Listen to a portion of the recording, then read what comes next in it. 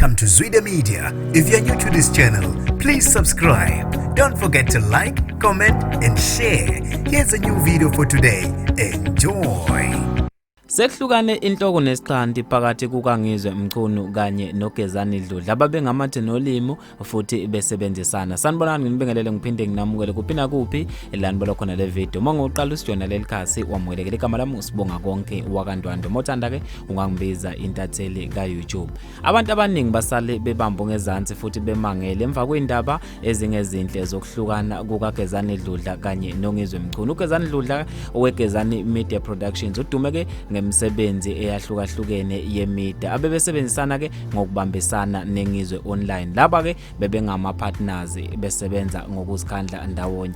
uGezani uveze lapha enkundleni zakhe zokuxhumana wathi ke ngithanda ukunazisa ukuthi njengeGezani Media Productions asisasebenzisani noma senabo ubudlelwane neNgizwe online company and ngesiphinde ke sisebenze ndawonye noma ngiphinde ngibe yingxenye yabo. Utheke na noma ke kube mnandi kakhulu ukusebenza ndawonye njengethimba noma ngeteam, kodwa ke mangathi waliphinde liyavela lethuba lokuthi sisebenze ndawonye. Ngathanda ke ukuphinde ngilibambe ngezandla zombili. Wasethi ngiyabonga kakhulu kuNgizwe Mchunu kukho konke ke engiyikho kungenxa yakhe ungisize kakhulu. Ngizohlezi ke ngizithoba kuyena futhi ke uzohlezi engumngani wami ohamba phambili. Wasethi ke ngiyabonga kakhulu. Abantu abaningi badlulise okukhulu ukukhathazeka beyibuza ukuthi ke ingabe uNgizwe noGezani sebexabene noma ke ukuthi ke uGezani naye usezama ke ukukhula aqhubeke nezinto zakhe.